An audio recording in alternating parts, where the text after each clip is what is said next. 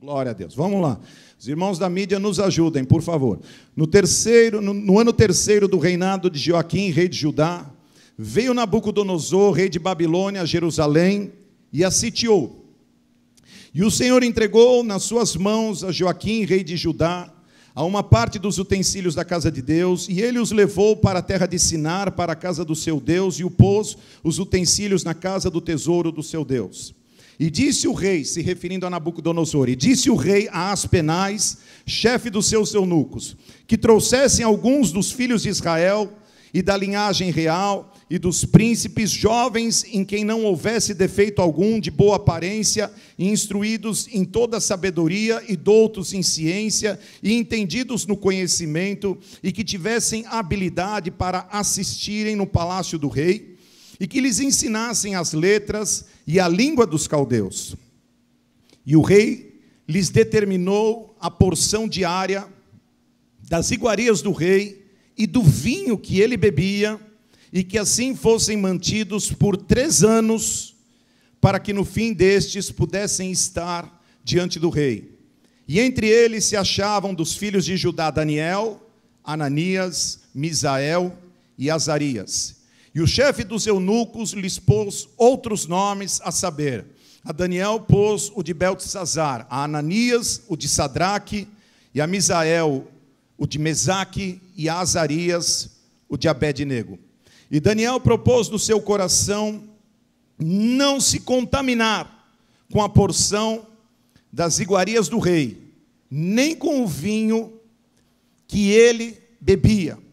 Portanto, pediu ao chefe dos eunucos que lhe permitisse não se contaminar. Ora, Deus fez com que Daniel achasse graça e misericórdia diante do chefe dos eunucos. E disse o chefe dos eunucos a Daniel: tenho medo do meu senhor, o rei, que determinou a vossa comida e a vossa bebida, pois, por que veria ele os vossos rostos mais tristes do que os dos outros jovens da vossa idade? Assim porias em perigo a minha cabeça para com o rei. Então disse Daniel ao dispenseiro, a quem o chefe dos eunucos havia constituído sobre Daniel, Ananias, Misael e Azarias: experimenta, peço-te, os teus servos 10 dias, e que se nos deem legumes a comer e água a beber. Então se examine diante de ti a nossa aparência e a aparência dos jovens que comem a porção das iguarias do rei. E conforme vires, procederás para com os teus servos. E ele consentiu isto, e os experimentou 10 dias. E ao fim dos 10 dias, apareceram seus semblantes melhores, e eles estavam mais gordos de carne do que todos os jovens que comiam das iguarias do rei. Assim, o dispenseiro tirou-lhes a porção das iguarias e o vinho de que deviam beber, e lhes dava legumes. Quanto a esses 4 jovens, Deus lhes deu o conhecimento e a inteligência em todas as letras e sabedoria. Mas a Daniel deu entendimento em toda a visão e sonhos. E ao fim dos dias, em que o rei tinha falado que os trouxessem, o chefe dos eunucos os trouxe diante de Nabucodonosor. E o rei falou com eles. Entre todos eles não foram achados outros tais como Daniel, Ananias, Misael e Azarias. Portanto, ficaram assistindo diante do rei, e em toda a matéria de sabedoria e de discernimento, sobre o que o rei lhes perguntou, os achou 10 vezes mais doutos do que todos os magos, astrólogos, que havia em todo o seu reino. E Daniel permaneceu até o 1º ano do rei Ciro. Amém? Vocês conseguiram acompanhar? Porque eu estou lendo aqui, eu não estou vendo aqui atrás, embora tenha uma tela aqui para que eu possa ver. O contexto histórico dessa palavra, quando a gente fala do livro de Daniel, Daniel tem uma característica. Os 6 primeiros capítulos de Daniel é um livro histórico. Conta uma história, um certo momento da história que aconteceu nessa terra. E do capítulo 7 em diante, o livro de Daniel é um livro escatológico, é um livro apocalíptico, é um livro que fala de fatos e de coisas que vão acontecer no futuro. Então, o livro de Daniel é um livro que foi escrito no século 6, lá antes de Cristo, para você poder se situar. Nós estamos falando do ano de 600 anos antes de Jesus Cristo. E nessa época, Daniel, que é mais ou menos da mesma época de Ezequiel, ele é um pouquinho depois, ou quase da mesma época do profeta Jeremias. Nessa época, Israel estava prestes a ser invadida pelo exército da Babilônia. O império babilônico dominava a terra.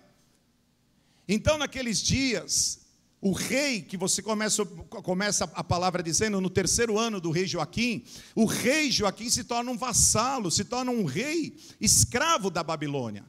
E passados 3 anos, a Babilônia invade Israel e leva cativo a um grupo de pessoas, em que a Bíblia fala que eram jovens, eram moços bem preparados e que são levados cativos. Nessa primeira leva, Daniel é levado. Depois ocorre uma segunda leva, em que Ezequiel é levado.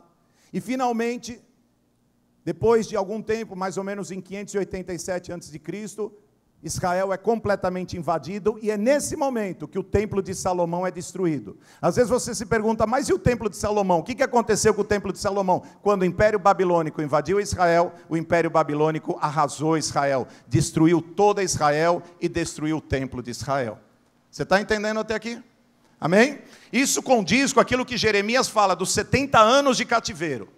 Isso para que você possa situar. Agora vamos entender quem era esse Daniel. Enquanto Ezequiel era um homem proveniente de uma família sacerdotal, Ezequiel estava sendo preparado para ser um sacerdote, Daniel era um príncipe, era de uma família real. Olha o que diz o verso 3, se os irmãos puderem nos ajudar, vamos lá. O verso 3 diz assim: e disse o rei a Aspenaz, chefe dos seus eunucos, que trouxesse alguns dos filhos de Israel e da linhagem real dos príncipes.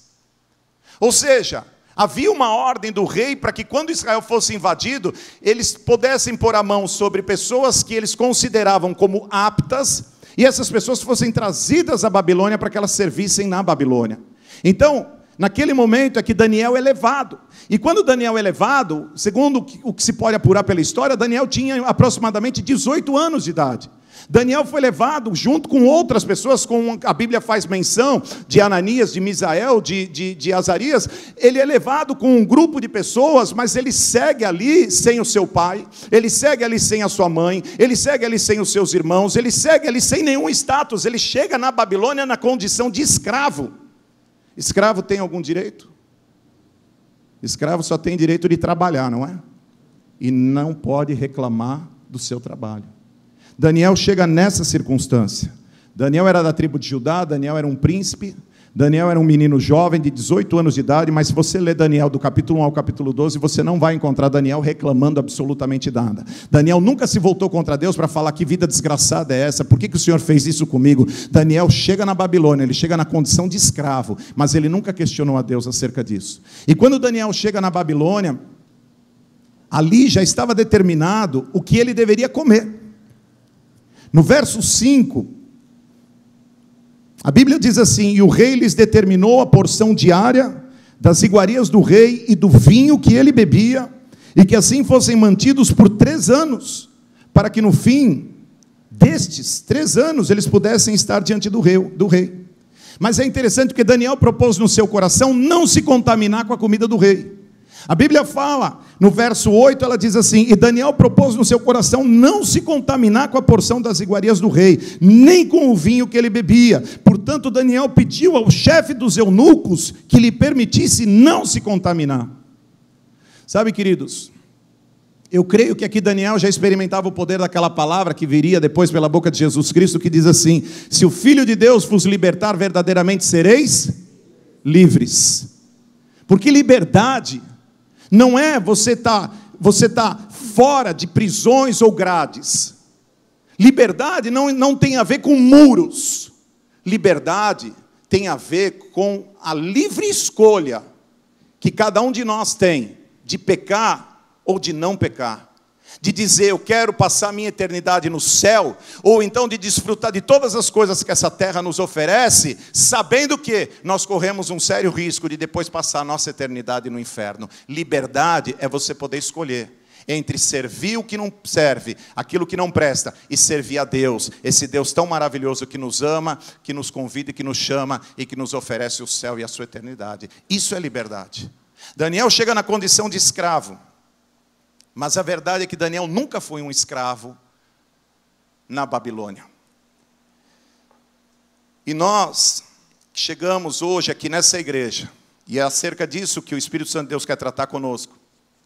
Nós precisamos fazer uma reflexão. Como nós, igreja, como nós, a noiva, de que maneira nós estamos nos relacionando com a Babilônia dos nossos dias? Como é que nós, como noiva, como igreja, estamos nos relacionando com o mundo? E é acerca disso que o Espírito Santo de Deus quer tratar conosco nessa manhã. Feche os seus olhos, por favor. Senhor, em nome de Jesus.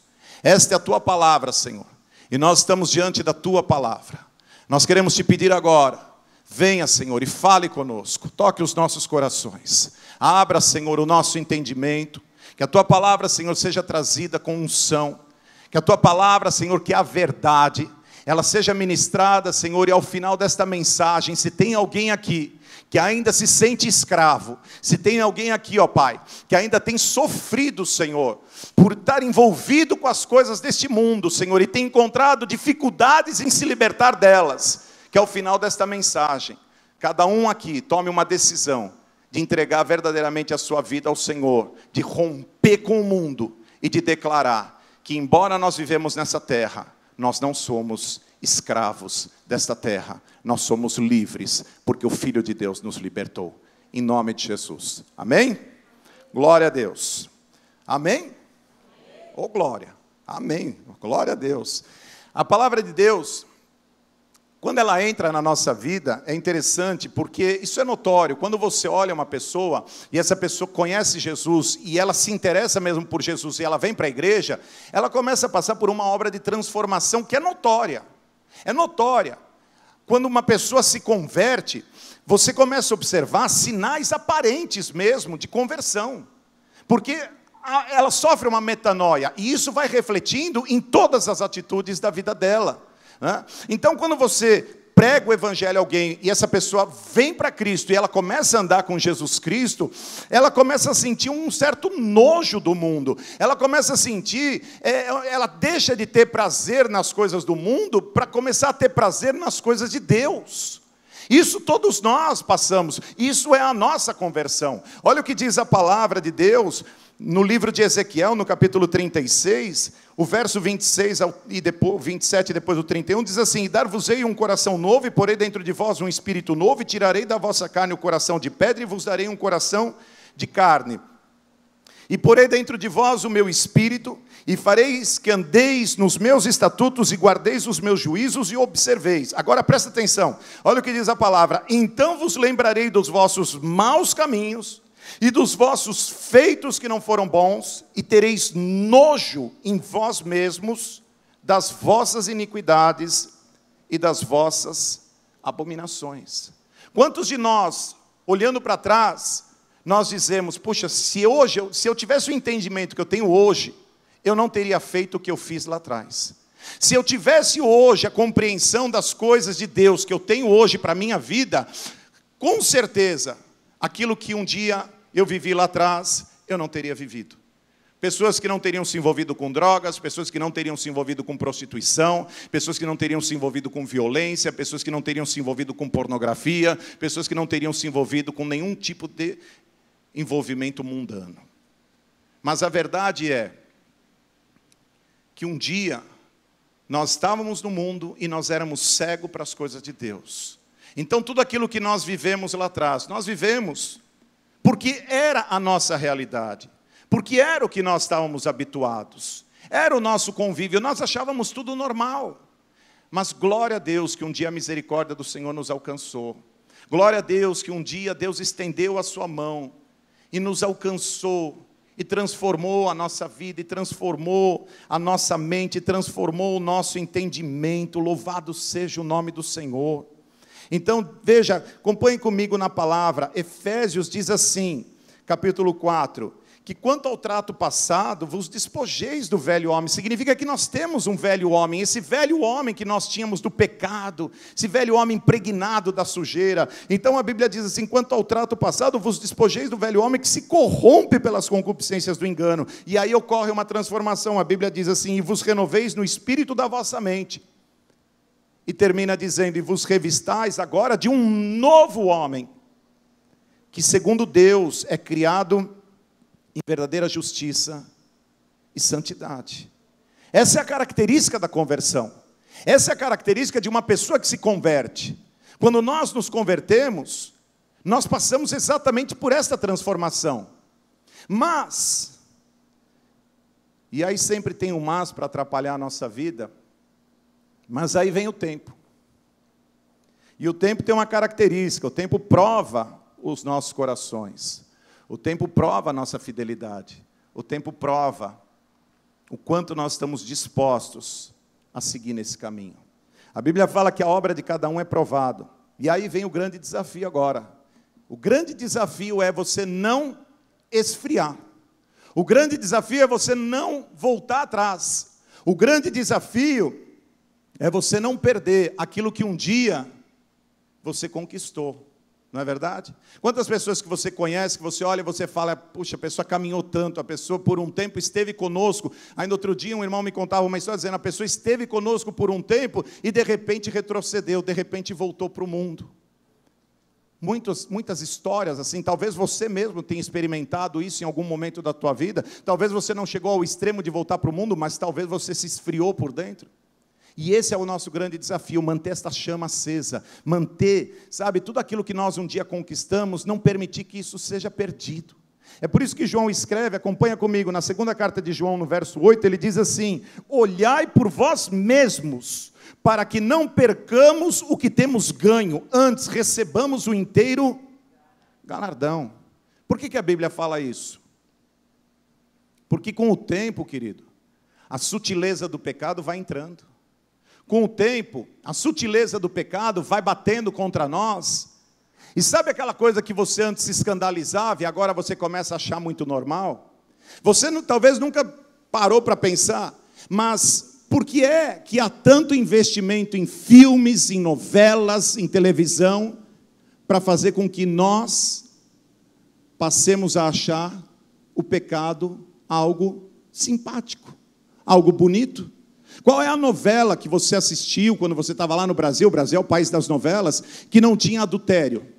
Qual era a novela que você assistia lá no Brasil que o adultério não era algo romântico, não era algo bonito, em que as pessoas chegavam a ponto de vibrar com o adultério, em que as pessoas chegavam a ponto de dizer assim, mas ele merece, porque ele maltrata muito a mulher dele, o outro não, o outro é muito bom, o outro eles cresceram juntos, já era para eles ficarem juntos, e a gente começa a olhar aquilo ali e achar que tudo aquilo ali é normal.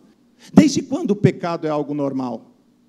Mas a sutileza do pecado vai entrando, e nós começamos a achar que tudo é normal. Mas isso não vem de hoje. Acompanhe comigo, você conhece a igreja de Gálatas, você conhece a carta que o apóstolo Paulo escreveu aos Gálatas. Olha o que ele diz, no capítulo 1, no verso 6 ao 8, ele diz assim, veja, olha como Paulo está tratando a igreja de Gálatas. Vamos lá, meu amado, me ajuda aí, projeta aí, porque senão... Gálatas capítulo 1, verso 6 ao 8 diz assim, maravilho-me que tão depressa passasseis daquele que vos chamou a graça de Cristo para outro evangelho, o qual não é outro, mas há alguns que vos inquietam e querem transtornar o evangelho de Cristo, mas ainda que nós mesmos ou um anjo do céu vos anuncie outro evangelho, além do que já vos tenho anunciado, seja anátema, seja maldição. Depois Paulo escreve assim, dizendo assim, corrieis bem, quem vos impediu para que não obedeçais à verdade? Você percebe? Há uma outra passagem lá, ele fala assim, vocês são tão insensatos que tendo começado pelo Espírito, agora querem terminar pela carne. Vocês estão jogando fora tudo aquilo que vocês sofreram, se é que vocês sofreram em vão. Veja, a igreja sempre foi problemática. A igreja sempre deu trabalho. Mas Deus nunca desistiu dela. E Deus não vai desistir, nem de mim, nem de você, amém? Glória a Deus. Daniel sofreu as mesmas investidas na Babilônia. Quando Daniel chega na Babilônia, Daniel sofre essas mesmas investidas do diabo. A Babilônia queria de todas as maneiras atingir Daniel. Nós sabemos que o salário do pecado é a? O salário do pecado é a? O salário do pecado é a morte. Esse é o fim. Esse talvez seja o último momento da consumação do pecado. Ele vai trazer a morte na nossa vida. Mas o pecado, antes de gerar a morte, ele traz outras consequências na nossa vida. E talvez uma das primeiras consequências do pecado sobre nós, da influência do pecado sobre a nossa vida, sabe qual é? Nos descaracterizar. Nos descaracterizar. Sabe por que um homem que sofre um adultério, muitas vezes ele tem muita dificuldade de perdoar a sua esposa? Porque quando ele olha para sua esposa, ele a vê parecida com tudo, menos com Deus. Porque o pecado nos descaracteriza e nos torna pessoas mais parecidas com o diabo do que parecidas com Deus. O que nos faz nos parecer com Deus é a santificação. O que nos torna pessoas parecidas com Deus é entrar no lugar secreto, é dobrar o joelho, é clamar, é se consertar, é dizer: Deus, eu quero viver para o Senhor, aleluia. Eu estou aqui para fazer a tua vontade, aleluia. E quando nós dizemos não ao pecado e dizemos sim a Deus, eu tenho certeza que aquele que pode passar qualquer um no nosso caminho, ele vai olhar para mim, ele vai olhar para você e ele vai dizer: você é diferente. Você tem algo que é diferente. Quantas pessoas já experimentaram isso, de conviver com outras, e as outras pessoas olharem para você e dizer para você assim: você é diferente. Você não abriu a sua boca, você não disse que você servia a Deus, você não disse nada. Mas as pessoas olhando para você, elas se deram conta que você era diferente. Quando Daniel chega na Babilônia, Daniel sofre toda a carga para que ele fosse descaracterizado. Sempre foi assim, os impérios trabalham assim, igreja. Quando você olha, por exemplo, as atitudes, naquele momento era o Império Babilônico, mas houve um tempo que o Império Egípcio impunha como as pessoas deviam ser, como as pessoas deviam se pintar, como as pessoas deviam se vestir. Houve um tempo em que o Império Romano impunha todo o seu poder, todo o seu domínio, fazendo com que as pessoas fossem influenciadas. E hoje o Império Tecnológico também impõe as suas influências. Porque hoje você olha para a vida dos jovens e eles estão guiados, eles são de certo modo, orientados por aquilo que eles estão recebendo através das mídias sociais. Quantas vezes as pessoas falam assim: não, porque agora o cabelo tem que ser desse jeito, tem que deixar o cabelo... Por quê? Porque ela está vendo na mídia social. Porque alguém postou lá uma certa palavra lá, e agora todo mundo fica usando daquela palavra que nem no dicionário existe, para querer indicar algo, e aquilo se torna muito comum entre eles. É o império tecnológico impondo as características de como as pessoas devem ser nessa terra. Escute, quando o povo sai do Egito, Deus dá um conjunto de regras e mandamentos. Às vezes as pessoas me perguntam assim: mas pastor, como é que ficam aquelas leis do Antigo Testamento? Nós sabemos que lá em Êxodo 20, que se repete depois em Deuteronômio capítulo 5, a palavra de Deus fala dos 10 mandamentos. Todos nós conhecemos. Mas existe um conjunto de regras que Deus foi dando ao povo, que quando você olha, você fala assim: são regras que dificilmente se aplicam a nós. Você fala: eu não posso mais hoje, você matou, então você vai ter que morrer. Adulterou, então nós vamos ter que apedrejar. Hoje nós sabemos que não funciona mais assim. Mas existem princípios que não mudam. Aquilo que são princípios não mudam. E quando Deus deu essas regras, nós precisamos entender que o que Deus estava querendo fazer era com que aquele povo que estava saindo do Egito perdesse a sua feição egípcia. Quando a palavra de Deus fala lá em Deuteronômio, por exemplo: o homem não usará roupa de mulher, e não haverá traje de homem sobre a mulher. O que a palavra de Deus estava dizendo? Eu não quero que vocês se pareçam com os egípcios.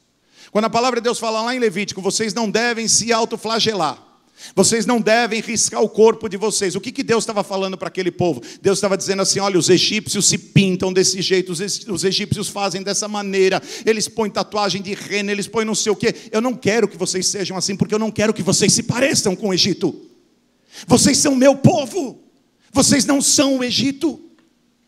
Era Deus tentando diferenciar aquele povo. Olha para Daniel, vem comigo para a palavra, verso 7. A Bíblia fala assim, preste bem atenção. E o chefe dos eunucos lhes pôs outros nomes, a saber, a Daniel pôs o de Beltesazar, a Ananias o de Sadraque, a Misael o de Mesaque, a Azarias o de Abed-nego. O que a Babilônia estava fazendo com Daniel? A Babilônia estava descaracterizando Daniel. A Babilônia estava empregando todos os seus esforços para criar uma crise de identidade num menino de 18 anos de idade. Você imagina um menino de 18 anos de idade chegando na Babilônia, sem pai, sem mãe, sem ninguém. E quando ele chega na Babilônia, a Babilônia olha para ele e fala assim, nem Daniel você vai se chamar mais, a partir de agora você vai se chamar Beltesazar. Você quer ver como é que o mundo ministra sobre nós? Quantos de nós muitas vezes não falamos acerca de bullying? Quantos de nós não falamos, porque está fazendo bullying? Sabe o que é o bullying? O bullying é uma ministração do diabo sobre a nossa alma. Quando o diabo olha muitas vezes para nós, o que é que ele fala? Ele fala para você, você já está velho. Ele fala para você, você é burro, você não tem capacidade para aprender. Ele fala para você, você não serve para nada. Você nunca vai ser amado, você nunca vai ser amada. Sabe o que é isso? É a Babilônia ministrando sobre a nossa vida. É a Babilônia tentando nos descaracterizar como homens e mulheres de Deus. A resposta de Deus para isso, acompanha comigo na palavra. Isaías capítulo 43, verso 1 diz assim, mas agora assim diz o Senhor que te criou, ó Jacó, e que te formou, ó Israel. Olha lá, não temas,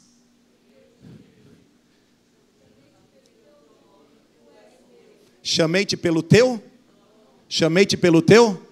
quando o diabo fala para você, você é burro, você não presta, você não serve, você não tem capacidade para aprender, você é um Beltesazar qualquer, Deus responde e diz, ele é Daniel. Ele é Daniel, porque eu o capacito, ele tem poder para aprender. Mas não parou aí. Houve uma segunda investida do diabo contra a vida de Daniel. Acompanhe novamente comigo. Verso 9. A Bíblia diz assim, ora, Deus fez com que Daniel achasse graça e misericórdia diante dos eunucos. Acerca do que Deus estava fazendo Daniel achar essa graça e essa misericórdia? Acerca da sua alimentação. Quando Daniel chega na Babilônia, o que Daniel deveria comer já estava determinado pelo rei. E Daniel diz, eu não vou comer dessa comida. Eu não vou me contaminar com essa comida. Não que aquela comida fosse fazer algum dano físico para Daniel, não é isso. Aquela comida não faria nenhum dano físico para Daniel. Quando você vai a um restaurante, por exemplo, quando você vai a algum lugar, nós temos o hábito de orar pela comida, não é verdade? Nós temos um hábito em que nós oramos agradecendo a Deus pela comida e oramos repreendendo toda a consagração daquela comida a qualquer ídolo. Quando você vai a um lugar em que a comida pode estar consagrada, não tem problema, você pode orar e está repreendido. Mas ali Daniel estava diante de algo em que ele deveria comer por 3 anos. 3 anos Daniel teria que comer daquela mesa do rei. Era como Daniel recebeu aquilo como se a Babilônia estivesse dizendo para ele assim, você vai comer dessa comida porque eu vou te descaracterizar. Você vai comer dessa comida porque você comendo dessa comida eu vou ter como te acusar. E Daniel, que tinha um espírito, Daniel propõe no seu coração e diz assim, eu chego aqui como escravo, mas eu não sou escravo, eu não vou comer dessa comida. E Deus dá graça a ele. E Deus abençoa Daniel. E Deus honra Daniel. Porque a característica de Daniel era a sua fidelidade. Quando nós temos fidelidade com Deus, Deus sempre vai honrar a tua fé. Deus sempre vai honrar os teus propósitos. Sempre que houver fidelidade nas tuas atitudes. É muito comum a gente ver pessoas que chegam na igreja buscando a Deus e elas vêm porque elas perderam o emprego. Elas vêm porque o marido foi embora de casa, elas vêm porque o filho está doente, amém. Isso é aquilo que nós chamamos, como está escrito lá em Oséias 11:4, são as cordas humanas com as quais Deus nos atrai. Mas passa um tempo e nós começamos a desenvolver com Deus um relacionamento. E aí nós vamos aprendendo que independente do marido voltar, eu sirvo a Deus. Independente do meu filho ser curado, eu sirvo a Deus. Independente do emprego, da porta de emprego se abrir, eu sirvo a Deus. E quando nós começamos a desenvolver esse relacionamento, esse tipo de relacionamento, é o momento em que Deus, de fato, começa a olhar para a nossa vida e, independente de qualquer coisa, Ele honra a nossa fé. Entenda que servir a Deus, eu não sirvo porque se Deus me der, eu o sirvo. Eu sirvo a Deus independente de qualquer coisa. Acompanha comigo, quando os amigos de Daniel têm uma experiência muito interessante na Babilônia. Eles são lançados na fornalha de fogo. Vocês conhecem essa história. E quando eles são lançados na fornalha de fogo, a Bíblia conta... Há algo que é muito interessante. A Bíblia diz assim, no capítulo 3, no verso 17 e 18, a Bíblia diz assim: se formos atirados na fornalha em chamas, o Deus a quem prestamos culto pode livrar-nos. E eles dizem pela fé mesmo, e Ele nos livrará das suas mãos, ó rei. Eles estavam falando com Nabucodonosor. Eles estavam dizendo, se você nos atirar na fornalha de fogo, pois saiba que o nosso Deus pode nos livrar, e Ele vai nos livrar. E aí eles dizem assim, mas, se Ele não nos livrar, o que nós faremos? Saiba, ó rei, que não prestaremos culto aos seus deuses, nem adoraremos a nem adoraremos a imagem de ouro que mandastes erguer. Sabe o que é isso? Fidelidade. Isso é fidelidade. Isso é alguém que aprendeu a ter relacionamento com Deus. Quando nós chegamos nesse nível de relacionamento, em que por mais que a Babilônia queira nos descaracterizar, mas esse é o nosso relacionamento com Deus, sabe o que acontece? Sabe por que você não peca? Você não deixa de pecar porque você simplesmente diz assim, eu não peco por causa do meu marido, eu não peco por causa da minha esposa, eu não peco por causa do meu pastor. Eu não peco porque eu não gosto de pecar. Eu não peco porque eu amo a Deus. Porque o meu relacionamento com Ele, se eu estiver aqui, ou se eu estiver na Babilônia, onde eu estiver, seja como for, eu não peco porque o amor de Cristo Jesus me constrange. Eu não peco porque eu amo a Deus. Eu não peco porque eu aprendi a ter um relacionamento com Deus. Era dessa maneira que Daniel vivia. Daniel chega aos seus 18 anos de idade na Babilônia, mas Daniel diz, eu não me sento à mesa, eu não me contamino com a comida do rei. Não é porque meu pai está aqui ou não está, não é porque minha mãe está aqui ou não está, não é porque estão me olhando, mas é porque o amor de Deus está dentro de mim, porque o amor de Cristo Jesus me constrange, aleluia. Deixe-me dizer uma coisa. Cristianismo verdadeiro não é alguém mandar você parar de fazer. Cristianismo verdadeiro é você dizer, eu não faço porque eu não gosto. Houve um tempo na minha vida em que eu gostava. E o que te fez parar de gostar? O meu relacionamento com Deus. Quando eu tenho um relacionamento com Deus verdadeiro, o pecado já não tem tanto poder sobre a minha vida. Aleluia. Louvado seja o nome do Senhor. Vamos voltar aqui para a palavra. A Bíblia diz assim, verso 10. Vão comigo aí, meus amados. Inicialmente, o chefe dos eunucos, ele temeu pela sua própria vida. Acompanhe comigo. Diz assim, e disse o chefe dos eunucos a Daniel, tenho medo do meu senhor, o rei que determinou a vossa comida e a vossa bebida. Pois por que veria ele os vossos rostos mais tristes do que os dos outros jovens da vossa idade? Assim porias em perigo a minha cabeça para com o rei. Sabe o que Daniel poderia ter feito? Daniel poderia ter parado aí. Daniel poderia ter dito assim, olha, eu tentei. Vocês são, Misael, Ananias, Azarias, vocês são testemunhas. Eu cheguei lá e eu tentei. Primeiro eu falei com Aspenaz, o chefe. O chefe falou, não tem como. Depois, eu falei com o encarregado do chefe. E o encarregado do chefe está dizendo agora para mim, por que eu vou pôr a minha cabeça a prêmio? E ele poderia simplesmente dizer, pare por aí, vamos comer da comida do rei. Mas não é o que Daniel fez. Olha, acompanhe comigo. Daniel insistiu, verso 11. Então disse Daniel ao dispenseiro, a quem o chefe dos eunucos havia constituído sobre Daniel, Ananias, Misael e Azarias. Experimenta, peço-te, os teus servos 10 dias, e que se nos deem legumes a comer e água a beber. Então se examine diante de ti a nossa aparência e a aparência dos jovens que comem a porção das iguarias do rei, e conforme vires procederás para com os teus servos. E ele consentiu isto, e o experimentou 10 dias. Eram 3 anos, ele falou, como a minha cabeça está a prêmio, deixa eu colocar aqui só 10 dias. Vamos fazer o seguinte, eu vou experimentar vocês 10 dias. Se ao final dos 10 dias vocês estiverem bem, amém. Mas se não, meu filho, eu não vou pôr a minha cabeça na guilhotina. E a Bíblia fala que eles foram experimentados por 10 dias. Olha o resultado, verso 15.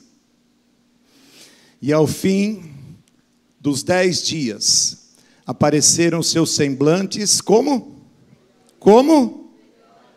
E eles estavam mais gordos de carne do que todos os jovens que comiam das iguarias do rei. Deixe-me dizer, a aparência de Daniel, a aparência dos amigos de Daniel, era diferente da aparência de todos os demais escravos. Daniel estava na Babilônia, mas Daniel nunca foi da Babilônia. Ele nunca permitiu, igreja, baixar o seu padrão de santidade. Nunca. Com 18 anos de idade, esse menino é um exemplo para nós. É uma inspiração para nós. Ele nunca se permitiu, ainda que ele estivesse na Babilônia na condição de escravo, mas ele nunca foi um escravo. O mesmo precisa acontecer com a igreja. A igreja não é escrava. A igreja é a noiva. E a igreja não pode se relacionar com a Babilônia, porque a noiva está guardada para a vinda do noivo. E ele vem, e ele vem, e ele vem, e ele vem buscar a sua noiva. Sabe, quando a gente olha para a igreja de hoje, a gente muitas vezes fica se perguntando, como é essa noiva verdadeira? Qual que tem sido a aparência dessa noiva nos dias de hoje? Lá nos tempos antigos, a Bíblia fala que os homens eram lançados aos leões, nos coliseus, e eles morriam abraçados uns nos outros, glorificando e exaltando a Deus. Hoje, quando nós olhamos para a igreja, nós temos uma certa dificuldade de reconhecer a igreja. E por quê? Por que você está falando isso, pastor? Porque hoje, quando você olha para a noiva e você conversa com ela, ela fala como o mundo. Ela pensa como o mundo. Ela age, muitas vezes, como o mundo. Ela se veste como o mundo. Ela se relaciona com o mundo com muita naturalidade. Parece-me que com o passar do tempo, aquela igreja que morria abraçada nos coliseus, entregando a sua vida para Jesus, aquelas pessoas lá atrás, que não aceitavam retroceder, que viviam a palavra de João dizendo, não percamos aquilo que nós temos conquistado, essa igreja de hoje parece ter perdido a sua feição. Ela já não é mais a mesma. A igreja de Laodiceia também era assim. Era uma igreja morna. A Bíblia chega a dizer acerca disso. Porque não és frio nem quente, vomitar-te-ei. Então era uma igreja que dizia assim, rico sou, estou enriquecido e de nada tenho falta, não é? E o Senhor diz o que para ela? Você é miserável, você é pobre, você é cego e você é nu. A igreja verdadeira é aquela igreja que aparenta, que tem a sua aparência de uma verdadeira noiva. Presta atenção, tem uma frase que se atribui a John Wesley, que é muito conhecida. Ela diz assim, que a igreja, ou o evangelho, ou a conversão de uma maneira geral, de todo cristão, ela tira a pessoa do mundo e leva ao Senhor, não é isso? Como está aqui, ó, até anotei, a conversão tira o cristão do mundo. Mas ele diz assim, mas só a santificação é capaz de tirar o mundo de dentro do cristão. Se nós não nos santificarmos, nós nunca vamos parecer a noiva de Cristo. Em Antioquia, você vai lá em Atos dos Apóstolos, a Bíblia fala que pela primeira vez os discípulos foram chamados de cristãos. Você sabe por que eles foram chamados de cristãos? Eles foram chamados de cristãos porque olhando para eles, as pessoas já não conseguiam ver mais diferença. Olhando para aqueles homens, para aqueles discípulos, eles se pareciam com Jesus, eles falavam como Jesus, eles pensavam como Jesus, eles andavam como Jesus, eles se vestiam como Jesus, eles oravam como Jesus, eles estavam dispostos a morrer como Jesus. Então, quando as pessoas olhavam para eles, elas diziam: esses são cristãos, porque nós não conseguimos ver diferença entre eles e Jesus Cristo. Essa é a noiva verdadeira do Senhor. Essa é a noiva verdadeira. Quantas pessoas que você convive e que te fazem lembrar Jesus Cristo? Quantas são as pessoas que você no teu trabalho, ou na tua escola, ou seja onde for, com as pessoas com quem você se relaciona, que você fala: engraçado, essa pessoa me lembra alguém. Tem gente que a gente fala assim, você já reparou que tem gente que morre e não deixa nem saudades? Uma vez eu fui num velório e depois minha mãe perguntou assim: você orou pelo morto? Eu falei: eu não. Se eu oro pelo morto e ele ressuscita, a família me mata e me põe no caixão no lugar dele. Porque nem a família queria mais o morto. Tem gente que passa por essa terra e não deixa saudades. Mas tem gente que faz muita falta. Porque quando você olha para essas pessoas, você fala: ele se parece com Jesus. Ele tem as características de Jesus. Ele ora como Jesus. Ele declara como Jesus. Ele pensa como Jesus. E isso nos atrai. E é essa a igreja que nós queremos construir. Pessoas que são impregnadas do céu. Quando você olha, por exemplo, e você vê, que é muito comum aqui nesse país, você vê uma pessoa passar 3 dias numa fila, numa rua, para comprar um celular, porque vai ser lançado. E isso acontece aqui, não é verdade? Isso já tem acontecido em todos os lugares do mundo. Mas principalmente, creio que aqui, quando vai lançar um celular, as pessoas, eu me lembro que eu conversei com um casal, que eles estavam prestando o serviço de ficar na fila, para uma pessoa que queria comprar. Olha que ponto chega, já estão até terceirizando o lugar na fila. Você agora pode até pensar, se você está parado, você quiser uma semana que está fraco o movimento, você pode ir lá e ficar na fila e vender o seu passe para a pessoa e ganhar algum. Você imagina, quando você olha e você pensa em pessoas que ficam numa fila 3 dias, pegando sol, pegando chuva, para comprar um celular que vai ser lançado, e essas pessoas, quando vêm para a igreja, elas ficam olhando no relógio e não vê a hora que o culto acaba, alguma coisa está errada. Alguma coisa está errada com essa igreja. Porque nós não podemos admitir que uma pessoa que serve a Deus, uma pessoa que aprendeu de Deus, uma pessoa que um dia teve nojo do mundo, agora essa pessoa com tanta facilidade, ela é capaz de ficar ali servindo aquela loja, aquele mundo, aquele aparelho, e ela reclama quando ela está dentro da igreja. Tem alguém reclamando aqui do calor? Tem alguém reclamando aqui do horário? Aleluia, glória a Deus. Bendito o nome do Senhor. Queridos, deixe-me compartilhar uma história que eu ouvi há muitos anos atrás.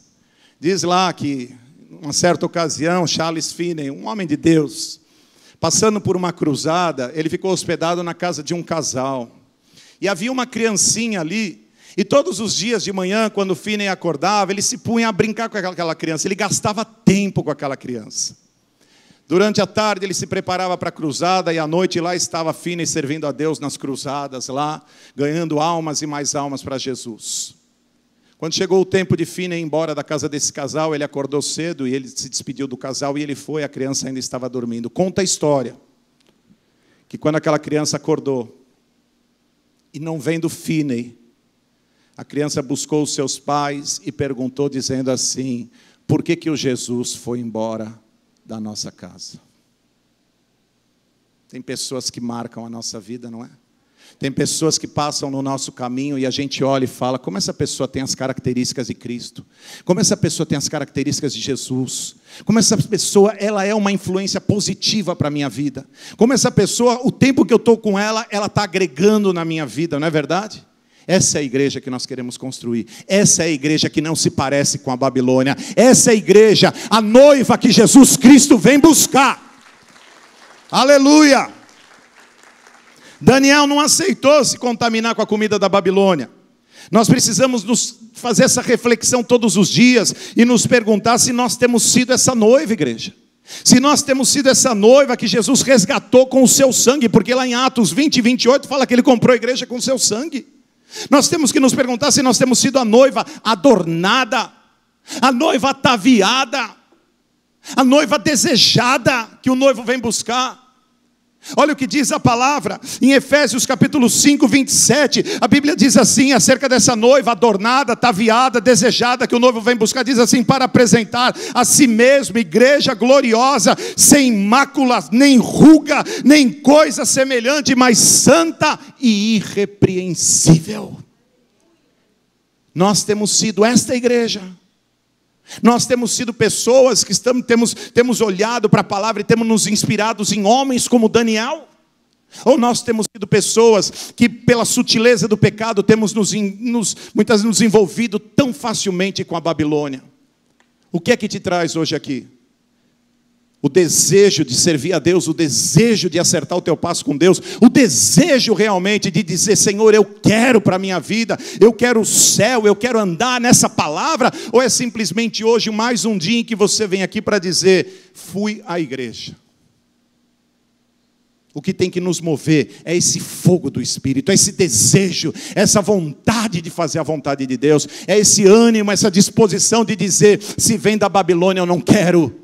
Se vem da Babilônia, pode ser a comida mais especial que for, eu não quero. Porque as pessoas hoje estão invertendo os seus valores. Pastor Júnior vai lançar o livro dele daqui 2 semanas. Eu tive a honra, o privilégio de trabalhar no livro dele como editor. Eu sou editor. E eu tive essa honra. Às vezes eu falo para as pessoas, às vezes eu me atrapalho um pouco na comunicação falada, o que é normal, porque a gente vai pegando muito vício de linguagem. Mas em relação à escrita eu não tenho dificuldade nenhuma. Eu sempre gostei, sempre estudei e acabei o Senhor me levando exatamente para esse caminho. Eu tive a honra de trabalhar nesse livro como editor. E ele traz uma reflexão muito interessante, muito importante. Ele diz assim, lá em dado momento, ele diz assim: nós temos o hábito de ir ao cinema de Deus, e ele tem um filme tremendo para nos exibir. Ele tem um filme maravilhoso, um filme tremendo, para nos mostrar. E nós ficamos tão encantados com a pipoca, não são palavras minhas, são palavras dele. Nós vamos ao cinema, e nós temos um filme que Deus quer nos mostrar, e nós ficamos tão apaixonados pela pipoca, pela Coca-Cola e pelo pirulito, que quando o filme termina e alguém te pergunta: e aí, como foi o filme? Nós saímos e dizemos assim: a pipoca estava crocante, a Coca-Cola geladinha, e o pirulito estava uma delícia. E não somos capazes de dizer uma palavra acerca daquele filme. Alguma coisa está errada. Alguma coisa está errada. Essa tem sido a realidade da igreja nos nossos dias. Sabe o que isso significa? Que nós estamos substituindo as coisas importantes pelas coisas urgentes. Sabe quem falava isso? Charles Haddon Spurgeon. Ele dizia: não substituam, não coloquem no lugar das coisas importantes as coisas urgentes. O que ele estava querendo dizer é que muitas vezes nós que temos que trabalhar, nós acordamos às 7 para sair às 8, quando nós deveríamos acordar às 6 para orar, das 6 às 7 para começar a nos preparar, às 7 para sair às 8.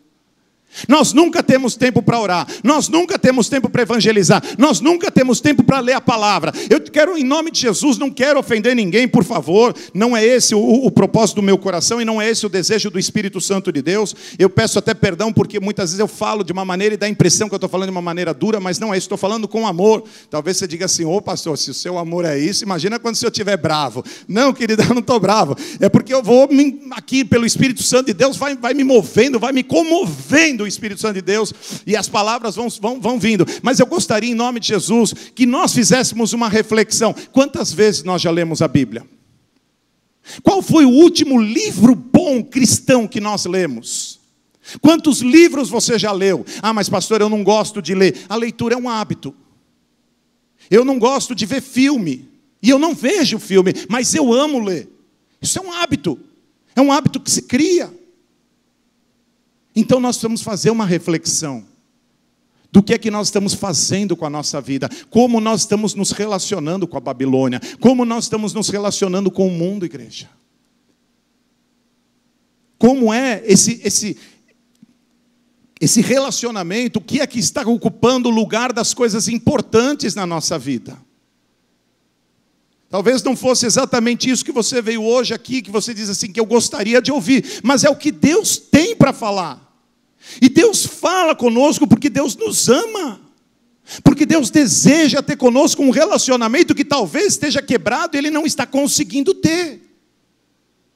Talvez Deus tenha te buscado naquele lugar secreto e quando Deus chega ali, Ele não encontra você. Ele encontra o lugar secreto sozinho.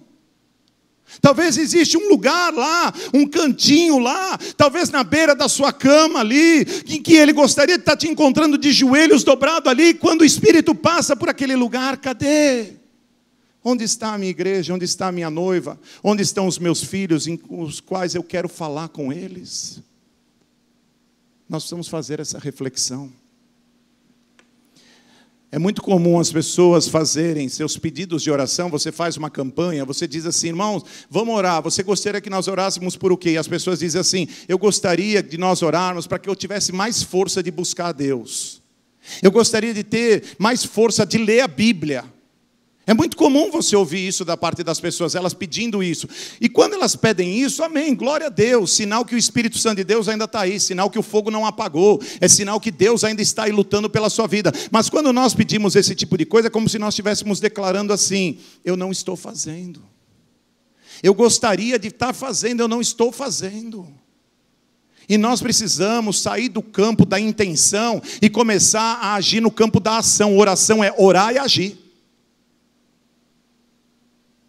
É o que o Espírito Santo de Deus está nos dizendo nessa noite. Nessa manhã, perdão. É que lá a gente sempre fazia culto à noite, então a gente falava assim, nessa noite, mas é nesta manhã. Glória a Deus que ainda tem mais tempo para a gente gastar na presença do Senhor. Amém? Não chegou ainda de noite, então nós temos mais tempo para gastar na presença do Senhor. Glória a Deus. Acompanhe comigo, Romanos capítulo 12, verso 1 e 2, diz assim, rogo-vos, pois, irmãos, olha lá, pela compaixão de Deus, que apresenteis os vossos corpos em sacrifício vivo, santo e agradável a Deus, que é o vosso culto, o quê? Vosso culto? E não sedes o quê? Vamos, me ajudem aí, amados, por favor. E não sede conformados com este mundo, mas sede transformados pela renovação do vosso entendimento, para que experimenteis qual seja a boa, agradável e perfeita vontade de Deus. Conformados aqui é no sentido de não ser conforme o mundo. Quando você vai na versão King James, lá fala assim, não vos amoldeis ao mundo. O que a palavra de Deus está dizendo para nós aqui é para nós não nos amoldarmos ao mundo. O que é o nosso culto racional? Ah, pastor, a própria palavra responde, está escrito aqui, que o nosso culto racional, está escrito aqui, é eu apresentar o meu corpo como um sacrifício vivo, santo e agradável a Deus, amém? E o que é esse sacrifício agradável a Deus? Responda para você mesmo, é eu não me conformar ao mundo. É eu não me conformar ao mundo, é eu não me amoldar ao mundo. É eu não me curvar ao mundo. É isso que agrada a Deus. É eu não ser conforme o mundo. Daniel morava na Babilônia, mas Daniel não se parecia em nada com a Babilônia. José morava no Egito, mas José nunca foi do Egito. Nós estamos nessa terra, mas nós não somos dessa terra. Nós somos a noiva amada, adornada, querida, desejada, que o Senhor vem buscar para viver no céu e não aqui nessa terra. Aleluia! Será que você é capaz de entender? A grande característica do cristão é não se parecer com o mundo. O cristão é distinto do mundo. Ouvindo um pregador, ele diz assim, a grande característica do cristão é que ele é invulgar. nós somos diferentes do mundo. Nós somos outro povo. Porque nós pensamos diferente do mundo. O mundo, na primeira confusão, na primeira contenda, eles falam assim: se separa, se divorcia. Quando você vai para a palavra de Deus diz assim: aquilo que Deus juntou, não separe o homem. Quando as pessoas chegam aqui com seus matrimônios destruídos, muitos poderiam dizer assim: deixa isso para lá. E essa igreja faz todo um trabalho para restaurar os matrimônios, para restaurar as alianças. Porque o mundo pensa de um jeito, a igreja pensa de outro. O mundo fala de um jeito, a igreja fala de outro. A palavra, quando você vai na palavra de Deus, a palavra de Deus fala assim: não saia da vossa boca nenhuma palavra torpe, mas só aquela que é boa, que é apta, que é perfeita, que é agradável para edificar. Nós somos um povo diferente, nós pensamos diferente, nós falamos diferente, nós nos vestimos diferente do mundo. O mundo se vive com sensualidade. Nós somos um povo distinto do mundo. O nosso relacionamento é diferente do mundo. No mundo, os casais de namorado têm vida de casado. Aí eu pergunto depois: vai casar para quê? Se casamento só traz responsabilidade. Não são palavras minhas. Não são palavras minhas. Mas eu sei que muita gente gosta daquele pastor, como ele chama, Cláudio Duarte, porque ele é engraçado, ele prega muito engraçado, aquela coisa. Eu não tenho essa característica. Vocês já perceberam. Eu não tenho essa característica. Ao contrário. Talvez alguém saia daqui falando: nossa, esse pastor prega muito bravo. Eu não sou bravo, eu sou manso. Às vezes, depois as pessoas, muitas vezes me encontram, falam: nossa, pastor, eu conheci o senhor, eu vi o senhor tão manso, tão quieto. Aí quando o senhor sobe no púlpito, parece que o senhor se transforma. Eu não sou bravo. Mas o pastor Cláudio Duarte fala uma coisa interessante, porque ele conta de uma moça que namorava 10, 15 anos, e que procurou o pastor e falou assim: meu namorado não quer casar. Ele não quer casar. E aí ele perguntou para ela assim: mas e aí, como é o relacionamento de vocês? Vocês se relacionam intimamente? E ela falou: claro. Ela falou: então, para que ele vai querer a vaca se ele tem o leite de graça? Só dá despesa. Não são palavras minhas, dele. Só dá despesa. Casamento é só responsabilidade. Então as pessoas, muitas vezes, elas levam o padrão de vida do mundo. Aí depois elas se perguntam assim: mas e aí, você vai casar comigo? E o camarada olha e fala assim: mas está tão bom, para que você quer casar? Porque ele sabe que vai doer no bolso dele. Ele sabe que depois ele vai ter uma série de responsabilidades que às vezes ele não está afim. O povo do mundo não é assim. A noiva se guarda para o seu noivo. A noiva se guarda para a vinda do seu noivo, aleluia. É interessante porque às vezes as pessoas falam assim: mas pastor, deixa eu fazer uma pergunta, pastor. Quando as pessoas falam assim: deixa eu fazer uma pergunta, você já fica preocupado. Porque as perguntas normalmente sempre tem algum aspecto capcioso, sempre tem alguma pegadinha. Então elas falam assim: mas pastor, lá na Bíblia não está escrito que Paulo se fez de fraco para ganhar o fraco, que Paulo se fez de judeu para ganhar o judeu? Não está escrito isso? Nós não temos então que nos relacionar com as pessoas do mundo, porque se eu ficar só na igreja, eu nunca vou ganhar ninguém para Jesus. Deixe-me dizer uma coisa muito clara para você, aliás, 3. A primeira delas é que Paulo nunca precisou pecar para ganhar um pecador. Deus não se molda ao homem, mas Ele chama o homem para se moldar a Ele. A segunda coisa que eu gostaria de compartilhar com você é algo histórico. Depois da Segunda Guerra Mundial, muitos religiosos, olhando a volta daqueles soldados, no afã de evangelizar aqueles soldados, eles disseram assim: vamos nos enfiar no meio deles, vamos nos misturar no meio deles, e vamos, para que a gente possa conquistá-los, tomar a aparência deles. Então muitos daqueles religiosos passaram a se vestir como aqueles soldados, a frequentar os lugares que aqueles soldados frequentavam, a beber como aqueles soldados bebiam, a fumar como aqueles soldados fumavam. E sabe o que aconteceu ao final dos dias? Não só aqueles soldados não se converteram, como aqueles religiosos se perderam todos no mundo. Sabe por quê? Porque o maior método de evangelismo é o nosso testemunho. Quando você vai na palavra de Deus, Salmo 119, verso 2, a palavra de Deus fala: bem-aventurado aquele que guarda o seu testemunho. O nosso testemunho é o que o mundo quer ver. A nossa aparência genuína, verdadeira, essa aparência santa, pura, limpa, é o que o mundo está buscando. É o que as pessoas estão, a sua alma está clamando, eles querem ver isso no meio da igreja, no meio dos cristãos. Deixe-me dizer uma terceira coisa para você. Você precisa ser franco e sincero, mas sincero com você mesmo. E responder para você mesmo, se o seu relacionamento com o mundo, se o seu relacionamento com o ímpio é realmente um fogo que queima no seu coração, que você diz assim, eu quero ganhar a vida desse irmão, eu quero ganhar a vida dessa pessoa, por isso eu estou disposto a ir com ela aqui, a ir com ela ali, ou a ir com ela lá, e não vou ficar aqui impondo regras e dizendo não faça isso, não faça aquilo, ou não faça aquilo outro. Se o que te move realmente é esse fogo, essa chama de Deus, ou se o que te move, perdoe-me dizer, mas eu quero ser bastante franco, bastante direto, bastante objetivo com você. Se o que te move muitas vezes não é o deleite da tua carne. Porque às vezes nós nos enganamos dizendo assim, eu estou me relacionando com o mundo porque eu quero ganhar o mundo, mas na verdade eu estou me relacionando com o mundo porque de alguma maneira eu estou encontrando prazer naquilo. Quantos de nós temos essa sinceridade de reconhecer? É uma análise que nós vamos fazer, é uma reflexão. Eu creio que a mensagem de hoje é uma reflexão que nós estamos fazendo.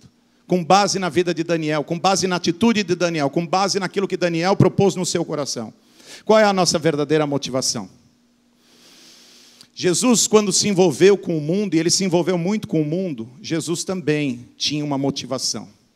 Eu fiz uma relação aqui, seguindo mais ou menos a palavra de Deus. Já estou terminando. Em Caná da Galileia, vocês se lembram, quando ele fez o primeiro milagre, João capítulo 2, lembram-se disso? Em Caná da Galileia, ele entra num casamento, e naquele casamento, eu não sei se era exatamente um casamento no padrão bíblico ou não, mas a palavra de Deus fala que quando ele vai a Caná da Galileia, e ele se relaciona com aquelas pessoas, ali ele mostra o que é a verdadeira aliança. Se você vai, vamos avançando. Quando a palavra de Deus, depois eu vou tomar o livro de Lucas. Lucas no capítulo 4 fala que Jesus entrou na casa de Pedro. Pedro não era ainda aquele exemplo de homem de Deus, aquele exemplo de discípulo. Mas Jesus entra na casa dele. Jesus está querendo conquistar Pedro. E a Bíblia fala que ali dentro da casa de Pedro, Jesus ora pela sogra de Pedro, levando cura. Pode ser que Pedro não tenha gostado muito. Em Cafarnaum, pastor Marcos esteve pregando 2 semanas aqui. Jesus cura um pecador. Creio que não era uma casa daquelas que se dissesse assim, é o padrão da santidade. Mas Jesus vai ali, no meio daquelas pessoas e no meio daqueles homens todos, ele cura um paralítico. Avançando ainda, em Lucas no capítulo 5, fala de Levi, Mateus, aquilo que a gente conhece como Mateus, Levi no nome hebraico. Então a palavra de Deus fala acerca dele, dizendo que ele era um cobrador de impostos, ele era um coletor. Mas um dia Jesus entra na casa dele e leva arrependimento. Jesus foi na casa de Simão, e ali foi quebrado um vaso de alabastro, porque Jesus leva ali a sua unção. Na casa de Jairo, vocês se lembram, quando ele diz para aquela filha de Jairo, Talitá cumi, Jesus leva a ressurreição. Jairo não era exatamente um padrão de um homem de Deus. Quando você vai, por exemplo, e você olha para a casa de Marta, Maria e Lázaro, Jesus ali procura mostrar as coisas que são importantes, para que elas não deixem de tomar o seu lugar através das urgentes. Jesus está ensinando o que realmente importa para Marta, Maria e Lázaro. Quando Jesus entra na casa de Zaqueu, Zaqueu então, imagina, Jesus está voltando pela última vez, passando por Jericó, e vê Lázaro em cima de uma árvore, e Jesus chega para ele e fala, Lázaro, desce dessa árvore, porque hoje convém eu cear, eu entrar, eu jantar na sua casa. Lázaro, olha, com todo respeito, mas Zaqueu não era nem de longe um padrão, uma pessoa em que Jesus pudesse, tanto que as pessoas chegam a ficar espantadas, dizendo, ele vai entrar na casa desse pecador. E Jesus leva Zaqueu à salvação. Quando Jesus entra no cenáculo, ele celebra a ceia com os seus discípulos, e ali ele leva a comunhão. Quando Jesus está no caminho de Emaús, e aqueles jovens pedem a ele, dizendo assim, entre, fica conosco aqui, ele abre os olhos daqueles jovens, mostrando que ele é a verdade, que ele é o caminho e que ele é a vida. Quando Jesus, finalmente, entra no cenáculo onde os discípulos estavam orando, depois de ressuscitar, Jesus leva a eles o encorajamento e diz para eles: não temas, porque eu sou com vocês. Esse é o Jesus. Esse é o nosso mestre, que se relaciona com o mundo, que se relaciona com as pessoas que estão no mundo. Mas ele tem um tipo de relacionamento que a mim me chama muito a atenção. Ele tem um relacionamento não de acolher o mundo, mas de brilhar sobre o mundo. Acompanhe comigo a palavra. Diz em Filipenses capítulo 2, 14 e 15, diz assim: façam tudo sem queixas nem discussões, para que venham a tornar-se puros e irrepreensíveis, filhos de Deus inculpáveis, no meio de uma geração corrompida e depravada, na qual vocês brilham como estrelas no mundo. Na versão Almeida Corrigida Fiel diz: na qual resplandeceis como astros no mundo. Esse é o nosso relacionamento com o mundo, um relacionamento de brilhar sobre o mundo, não é um relacionamento de acolher o mundo. Nós estamos nos perdendo porque em nome do amor nós queremos acolher o mundo, nós queremos trazer o mundo para dentro da nossa casa, e sem perceber nós estamos trazendo o mundo para a nossa vida, e estamos começando a ter prazer nas coisas do mundo. Mas o que a palavra de Deus nos mostra, as atitudes de Jesus em relação ao mundo, foi de curar, foi de libertar, foi de salvar, foi de dizer a verdade, foi de mostrar o caminho, a verdade e a vida. E esse é o relacionamento que a igreja deve ter com o mundo, um relacionamento de brilhar sobre o mundo, como astros que brilham sobre esta terra. Esse é o relacionamento que eu e você devemos ter com o mundo. Aleluia.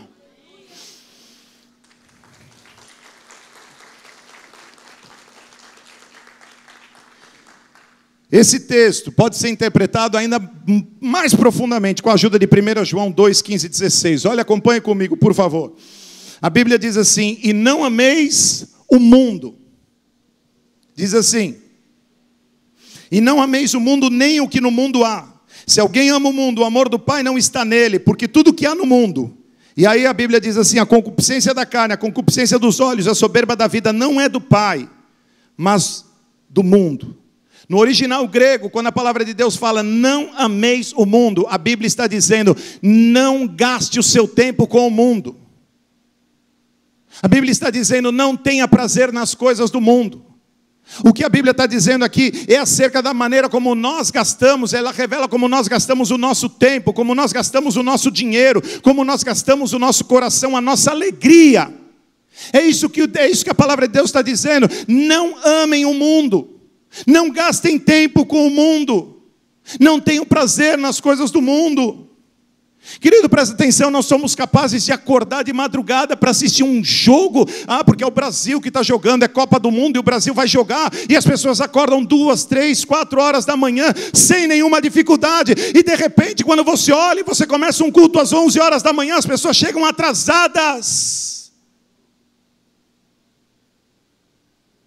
Alguma coisa está errada com essa igreja, alguma coisa está errada com a noiva do Senhor nessa terra. Porque se você chegar 5 minutos atrasado para pegar um avião, ele não te espera. Mas nós chegamos muitas vezes atrasado no culto e achamos tudo isso normal. Alguma coisa está errada com essa noiva. Presta atenção. As pessoas vêm do Brasil, as pessoas vêm de todas as partes do mundo e vão lá para Orlando e gastam milhares de dólares lá com os seus entretenimentos, com tudo aquilo que Orlando e companhia, Las Vegas e não sei mais o que pode oferecer para as pessoas. E quando nós falamos: agora vamos tirar a oferta, vamos dar o nosso dízimo, as pessoas fecham o coração. Não, mas essa igreja é muito rica. Esse pastor aí, esse pastor não é muito confiável, não. E aí elas fecham o seu coração. A gente brincava lá no Brasil dizendo que as notas, aqui também serve, porque aqui também tem nota de $1, não tem? Amém? Então a gente brincava lá que houve uma conversa um dia das notas. Então perguntaram para a nota de $100: onde você anda? E ela falou: eu ando nos melhores restaurantes. E a de 50, eu ando pelo supermercado. E a de 10, de 10 eu ando aí no cinema, não sei o quê. E a de 1, eu ando na igreja. Estou sempre na igreja. Nós vamos abrir o nosso coração. Nós não podemos admitir gastar tanto dinheiro com as coisas do mundo e depois fechar o nosso coração para as coisas de Deus. O que Deus está dizendo: essa não é a minha igreja. Essa é a igreja descaracterizada pela Babilônia. Presta atenção. Nós colocamos muitas vezes a nossa melhor roupa para ir num casamento e põe mesmo, não é verdade? Chega a ponto de alugar uma roupa. Chega a ponto de comprar, vai ter um casamento, eu preciso comprar uma roupa nova. E depois, quando a gente vem para a igreja, a gente pega qualquer, que é a primeira que aparece lá pela frente no guarda-roupa, lá e se veste, vamos porque eu estou atrasado, vamos porque eu estou atrasado. Ei, eu não estou dizendo aqui como é que você deve gastar o teu tempo, nem como você deve gastar o teu dinheiro, nem como você deve se vestir. Para isso, Ele nos deu a palavra e o Espírito Santo. Mas eu estou aqui hoje, em nome desse Deus a quem eu sirvo, e que Ele trouxe essa mensagem ao meu coração, para dizer a você, cuidado, porque sem perceber nós estamos invertendo as coisas, e dando mais importância às coisas dessa terra do que às coisas de Deus. E isso pode nos custar caro. Então Deus está dizendo para nós hoje, para nós nos voltarmos a Deus, como Daniel um dia se voltou.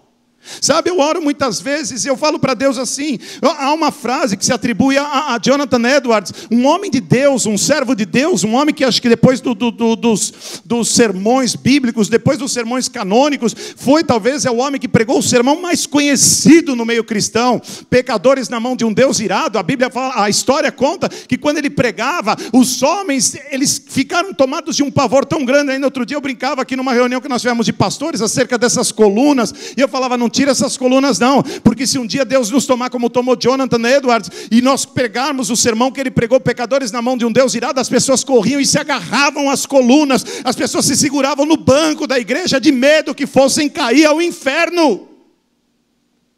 E ele traz uma frase, ele diz assim: Senhor, grave nos meus olhos a eternidade, grave nos meus olhos a eternidade. Nós precisamos olhar para o céu e não perder de vista o céu, para não ficarmos aqui nessa terra nos gastando, nos envolvendo, amando, se apaixonando pelas coisas que esse mundo pode nos oferecer. Grave, Senhor, a eternidade nos nossos olhos. Nós precisamos entender, e eu quero encerrar rapidamente dizendo o seguinte, presta atenção, quem é que você está buscando agradar? Acompanhe comigo o que diz a palavra, Gálatas capítulo 1, verso 10, diz assim, aleluia, me ajude aí, amado, glória a Deus.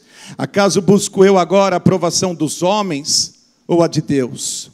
Ou estou tentando agradar a homens? Se eu ainda estivesse procurando agradar a homens, ele diz assim, Paulo dizendo, eu não seria servo de Cristo. Presta atenção, quem é que está nos motivando? Quem é que nós queremos agradar? Quem é o autor e consumador verdadeiro da nossa fé? Quem é o desejado? Quem é aquele em que nós olhamos e nós dizemos, Maranata, a hora vem, Senhor Jesus? Presta atenção, você sabe quando é que essas pessoas ímpias que estão ao teu redor, elas vão se converter? Quando elas olharem para mim, quando elas olharem para você, e elas começarem a enxergar a mim e a você parecidos com Cristo. Quando elas começarem a olhar para nós e não nos ver pessoas iguais ao mundo, porque chega, a Bíblia fala lá em Jó, que o mundo bebe das suas iniquidades como água. O mundo está clamando, essa terra está clamando, as pessoas na sua alma estão clamando, elas necessitam de salvação. E nós, enquanto estivermos aqui nessa terra, nós fomos chamados para duas coisas, ser a luz do mundo e o sal da terra. Nós fomos chamados para levar o bom perfume de Cristo, nós fomos chamados para mostrar a esse mundo que essa terra é uma terra falida, é uma terra condenada à destruição, mas o Senhor tem preparado para mim e para você o céu, aleluia. Louvado e bendito seja o nome do Senhor. Pode dar uma salva de palmas, porque é para Jesus, não é para o homem, é para Jesus. Glória a Deus, glória a Deus. Voltando aqui para Daniel, para nós encerrarmos. Verso 17 diz assim, quanto a estes 4 jovens, Deus lhes deu conhecimento e inteligência em todas as letras e sabedoria, mas a Daniel deu entendimento de toda visão e sonhos. Depois no verso 20 a Bíblia diz assim, e em toda matéria de sabedoria e de discernimento sobre que o rei lhes perguntou, os achou 10 vezes mais doutos do que todos os magos astrólogos que havia em todo o seu reino. Você não precisa se envolver com o mundo, você precisa se envolver com Deus. Daniel não se envolveu com a Babilônia, Daniel permaneceu fiel a Deus, e a Bíblia fala que Deus deu a ele sabedoria 10 vezes mais do que todos os magos e astrólogos da Babilônia, porque o homem de Deus, a mulher de Deus, ela tem o Espírito Santo, e nós não precisamos que ninguém nos ensine nada, porque o Espírito Santo de Deus nos ensina tudo que nós precisamos. Deus quer usar essa igreja, Deus quer levantar essa igreja. Essa é a noiva que Deus vem buscar, a minha, você, essa é a noiva que Deus deseja, não uma noiva envolvida com o mundo, mas uma noiva impactada, envolvida com o céu, aleluia. Oh, louvado seja o nome do Senhor. Onde estão aqui dentro dessa igreja esses Daniéis? Onde estão aqui dentro dessa igreja esses homens e essas mulheres de Deus que querem se levantar e dizer, por um tempo na minha vida, o mundo me atraiu, por um tempo na minha vida eu estive fraco, eu estive me envolvendo com as coisas desse mundo, mas hoje você está dizendo, chega, hoje eu quero ser como Daniel, hoje eu não quero mais me contaminar com os manjares da Babilônia, hoje eu quero ser esse homem de Deus, hoje eu quero ser essa mulher de Deus, hoje eu quero ser esse homem, essa mulher, que vai pregar o Evangelho, que vai levar Jesus Cristo às nações. Hoje eu quero ser esse homem, essa mulher, que apesar de viver nessa terra, nós não somos escravos. Por isso que quando Deus me deu essa mensagem, o tema que Ele me colocou foi exatamente essa, renovando a nossa liberdade. Hoje nós podemos renovar a nossa liberdade no Senhor, Ele é o renovo, e nós podemos renovar no Senhor a nossa liberdade. Hoje Ele está aqui falando com esta igreja, e dizendo, eu não desisti de vocês, vocês continuam sendo a minha noiva amada, a minha noiva desejada, a minha noiva adornada, que eu venho buscar. Ele vem buscar a mim e a você, Ele vem buscar esses Daniéis que ainda estão aqui presentes, e que dizem, eu não vou me contaminar com a Babilônia, eu não vou me contaminar com as coisas do mundo, eu quero Deus, eu quero servir a Deus, eu quero fazer a vontade de Deus, eu estou aqui, a vida é tão curta, é tão passageira, eu estou aqui para fazer a vontade de Deus. Vamos ficar de pé em nome de Jesus. Nada pode me calar o louvor do meu coração. Dos manjares eu abro mão, os palácios não quero não. Eis aqui como Daniel, com os olhos focados no céu, com o risco de morrer, mas o que importa é te obedecer. O que importa é obedecer a Deus. Não vou dividir minha adoração, exclusivo é o meu coração. Vivo para ti, não abro mão do céu, mesmo diante da morte, prefiro ser fiel.